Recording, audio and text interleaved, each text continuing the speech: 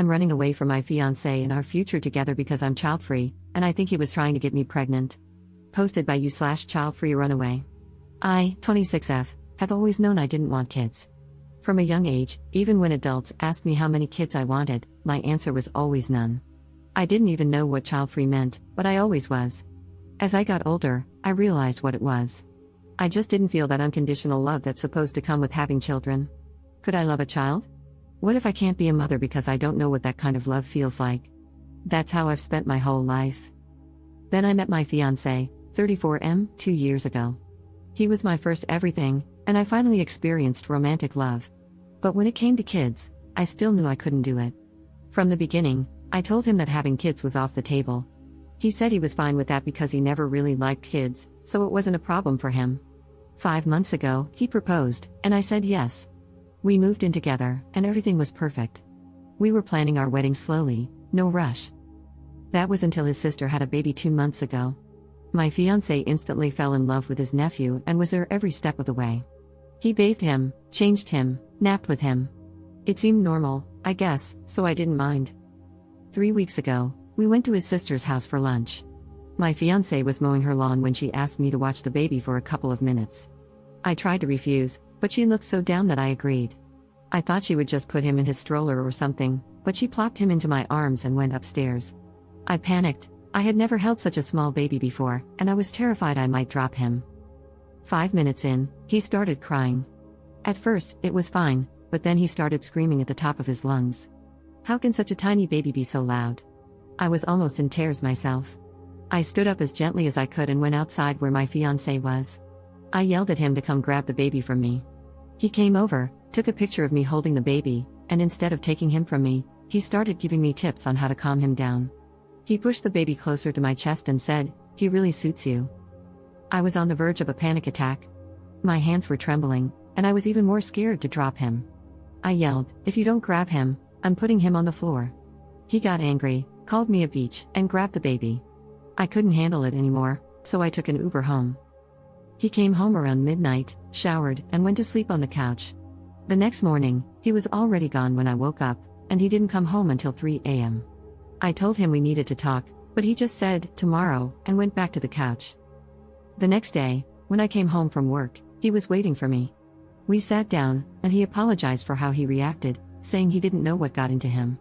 I asked the question I already knew the answer to. Me, do you want to have kids now? Him, I don't know. I just love him so much, you know? Me, well, that's normal, isn't it? Him, I guess. But do you really feel that strongly against having kids? You don't even have to get pregnant or give birth, we can adopt.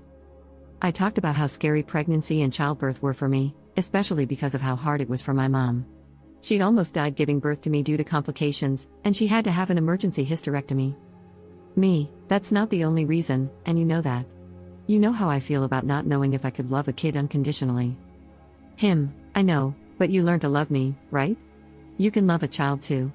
Listen, we don't have to agree on this now. We can get married first and then revisit it. Please don't shut it down immediately. Then he started to cry and hugged me, so I dropped it. But deep down, I knew I couldn't be a mom.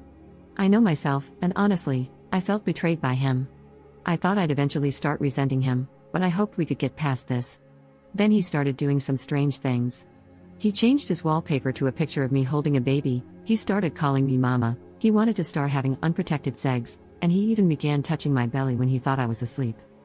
I have fertility issues that I've never treated because what was the point? My period is irregular but mostly pain-free, so I never bothered to do anything about it. But when he suggested I go to the doctor to see what's going on with that, I panicked. It felt like he was trying to get me pregnant, and termination is still illegal in the country we're living in. So I left. I told him my mom fell in the shower and broke her leg, a lie, and that I wanted to stay with her for a couple of days to make sure she was okay. He said that was fine, and I waited for him to go to work. Then I grabbed important documents, some clothes, sentimental things, my dog, and I left. I don't know if what I did was right. I'm starting to doubt myself. Maybe he just wanted me to be healthy. Maybe he was just cuddling me or just liked that picture. But I can't shake the feeling that something was wrong. He hasn't realized that I left for good. He just questioned why I took the dog, jokingly. I didn't tell anyone, I just told my mom I missed her.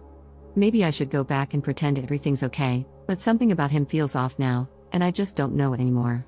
I'm sorry if this is all over the place and extremely long. I just can't talk to anyone about this, and it's eating me alive. I probably left some things out of context, so sorry about that too. Relevant comments. Commenter. I'm so glad you did this.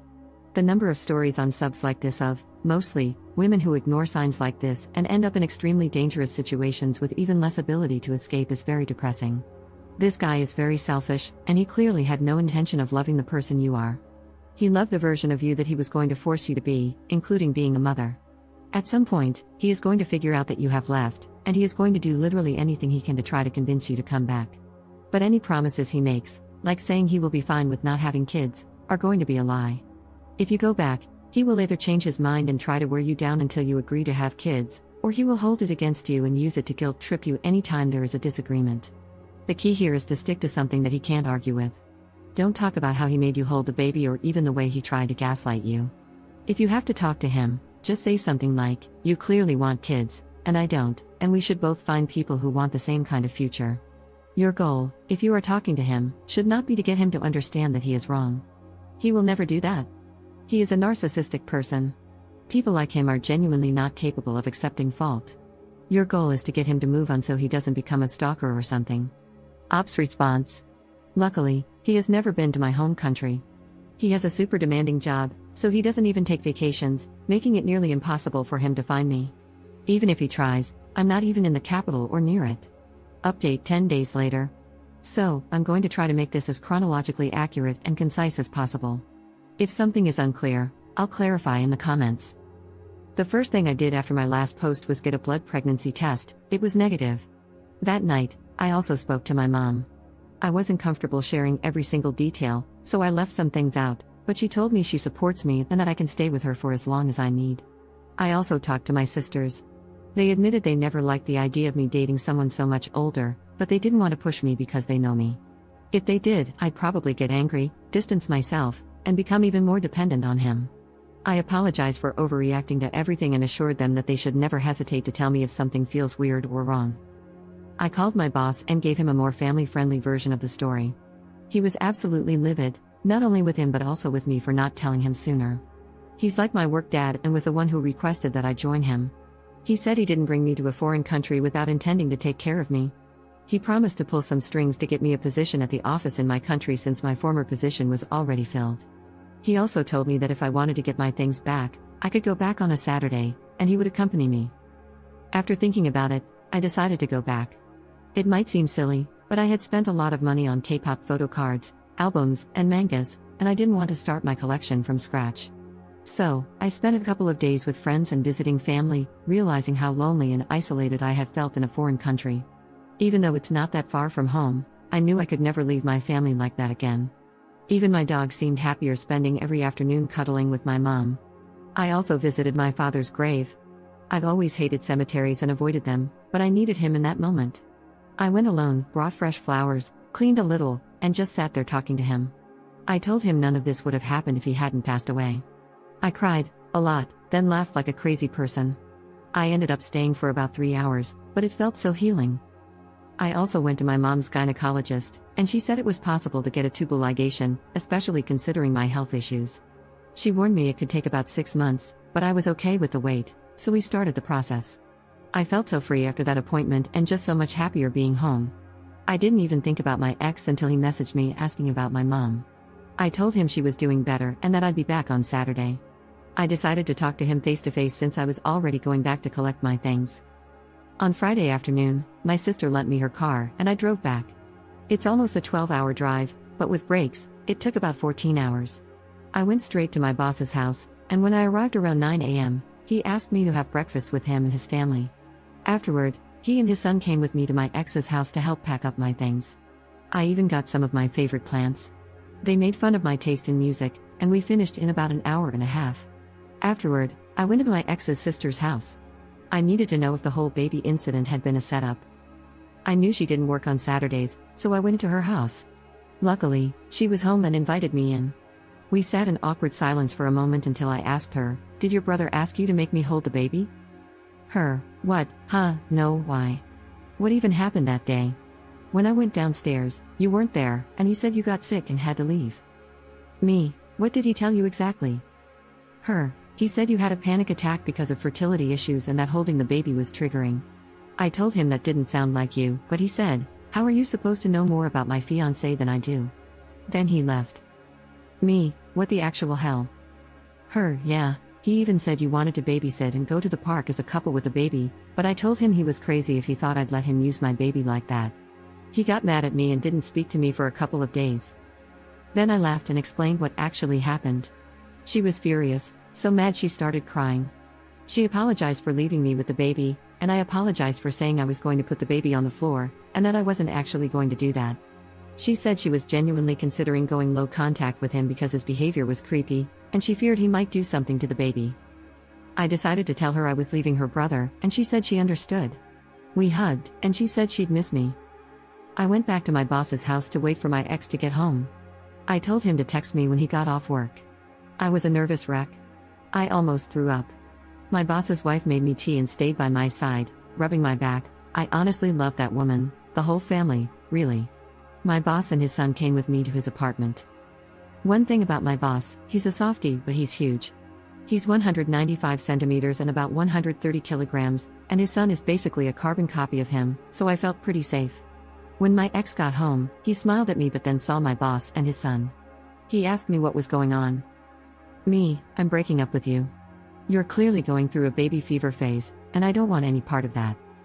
Him, what do you mean, breaking up? We can't break up.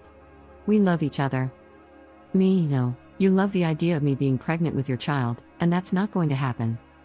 He tried to hug me, but my boss grabbed his shoulder and said, why don't you sit here with me? Him, I can't lose you, I love you. You're my soulmate. I can't live without you. If you leave me, I'll die. I would rather never have kids than lose you. I'll even get a vasectomy, but please stay. What will our families think?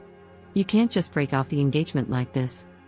Me, first of all, this isn't a telenovela, so calm down. Second, I never even told my family we were engaged, and I've already told them we broke up. Him, what about the dog? You can't just take her. Me, what dog? The dog I've had since I was 17?